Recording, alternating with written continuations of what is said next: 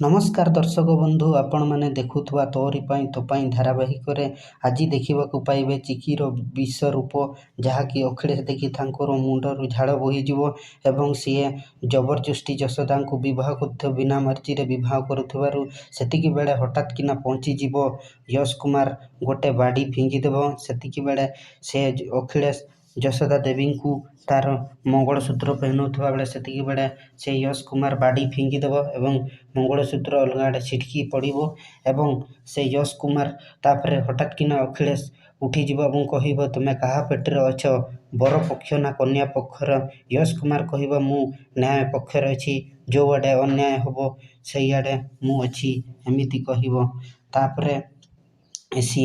ତାପରେ ସେଠି ଘମାଘୋଟ ଯୁଦ୍ଧ ହେବ ଏବଂ ଯୁଦ୍ଧ ହେଲା ପରେ ସେ ଚିକି ଖଣ୍ଡା ସେ ଗୋଟେ ତ୍ରିଶୂଳ ଧରିକରି ତା ଅଖିଳେଶକୁ କହିବ ଯେ ଆଜି ତୋର ଶେଷ ଦିନ, ଆଜି ତୋର ବିନାଶ କରିବି ଏବଂ ସେମିତି ଆଜି ଦେଖିବା ଆଜି ରାତିରେ ଚିକି କେମିତି ଅଖିଳେଶକୁ ବିନାଶ କରୁଛି ଏବଂ ଚିକି